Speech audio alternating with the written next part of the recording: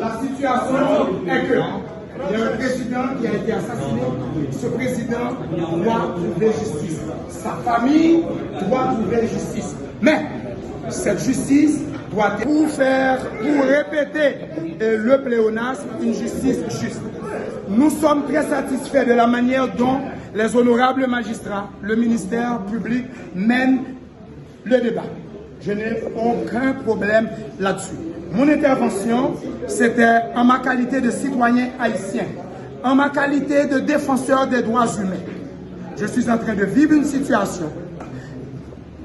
Ces Colombiens sont préoccupés par la traduction, ou du moins par leurs idées qui sont un peu mal interprétées. Et moi, personnellement, je parle l'espagnol, je comprends l'espagnol. Je sais que la traductrice fait de son mieux pour traduire la pensée de ces Colombiens, mais je pense qu'elle doit être secondée par quelqu'un d'autre, parce qu'il y a une chaleur suffocante ici. Nous sommes tous fatigués, c'est la sueur, tout et tout, mais ces gens ont le droit de se faire représenter de la meilleure façon que soit. Les avocats ont soulevé des points, à mon avis, qui sont des points cruciaux. Nous avons besoin d'un traducteur juridique. La dame traduit bien, mais il y a une différence entre traduire des idées générales et traduire des faits juridiques. Je vais vous donner un exemple. Le monsieur a dit tout à l'heure motivo. Motivo, quand on regarde ça, on a tendance à traduire ça par motif. Mais généralement, ça peut faire quelque chose. Ça peut être également la raison qui pourrait être à la base de telle ou telle action. Mais ce sont des faits que si quelqu'un n'a pas une connaissance de l'espagnol juridique, la personne peut ne pas utiliser le vrai mot. Or, si moi je dis raison, intention, etc., et si par hasard quelqu'un d'autre traduit le mot par quelque chose d'autre, eh bien le juge peut se baser sur ce mot-là, sur cette traduction-là, pour renvoyer ou bien pour confirmer l'ordonnance du premier juge. C'est exactement ce que nous voulons éviter. Au moins, il doit y avoir au moins 2 traducteurs dans la salle, parce que quand il fait très très chaud, il faut qu'il y ait au moins 2 personnes. La dame traduit bien, mais elle doit être secondée par quelqu'un d'autre pour nous assurer que ces gens-là, s'ils doivent être condamnés comme des étrangers, qu'ils le soient de la manière la plus juste que possible. Et je répète pour vous, je ne suis pas leur avocat.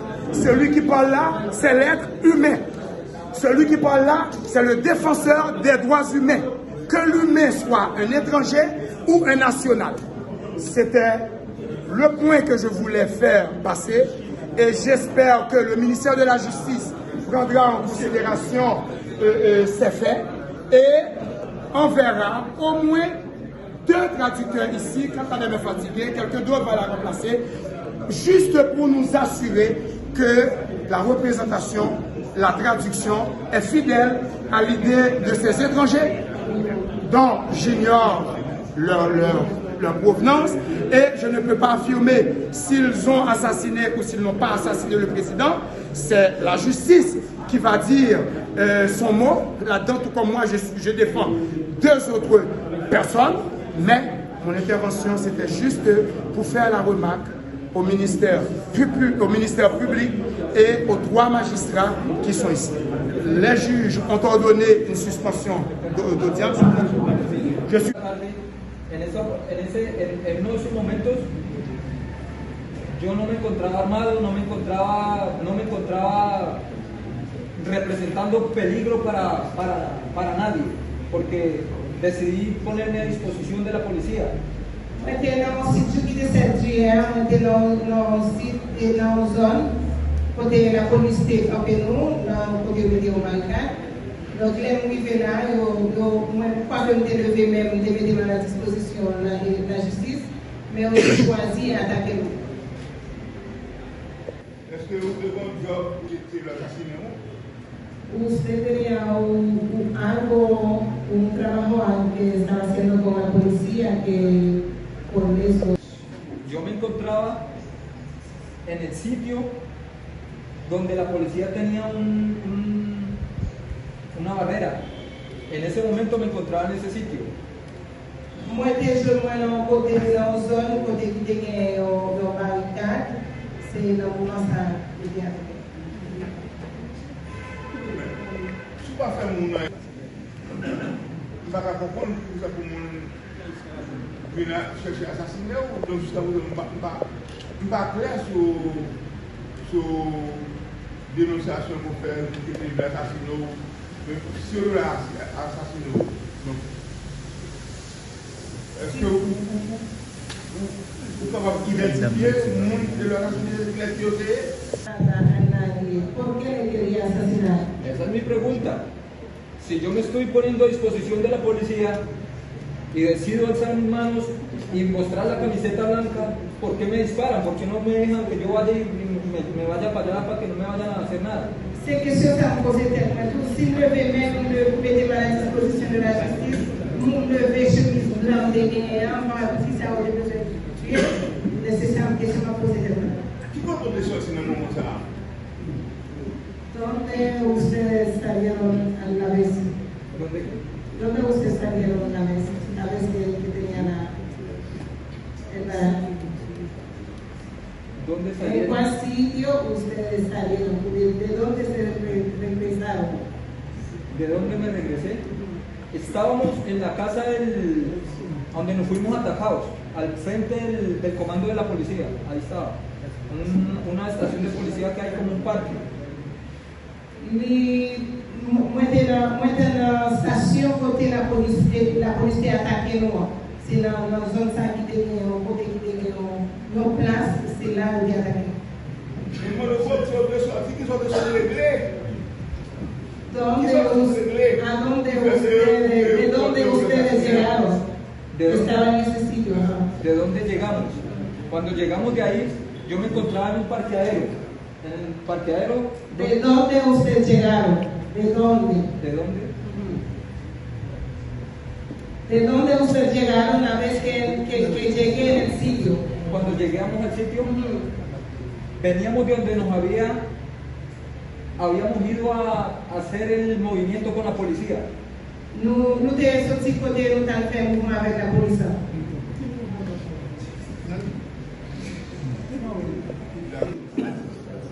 De la casa de la montaña hasta el sitio donde llegamos.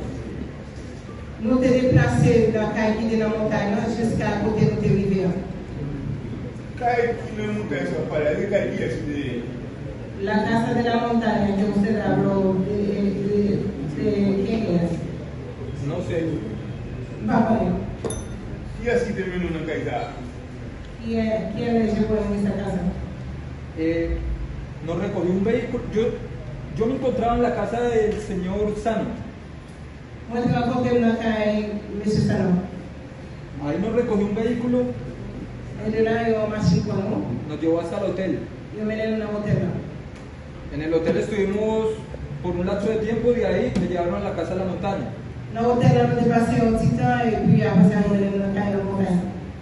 Et tout ça, nous avons fait dans la montagne, ça, là. ¿Qué es lo que ustedes fueron a hacer en la casa de la montaña? No sé, cuando llegué allá me dijeron que esperara en uno de los vehículos que íbamos a hacer un movimiento. Mais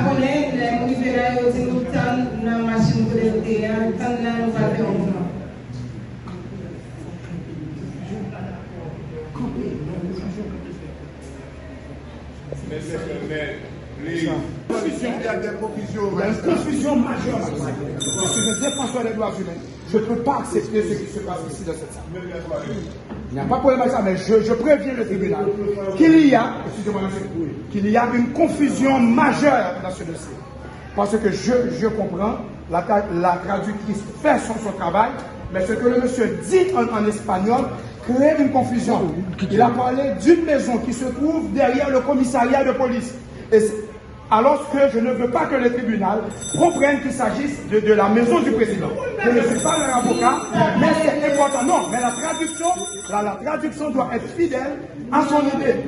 Je sais que ce sont des étrangers, mais en tant que défenseur des droits humains, je ne peux pas accepter. Non, commissaire, non, magistrat, vous devez prendre ça au sérieux.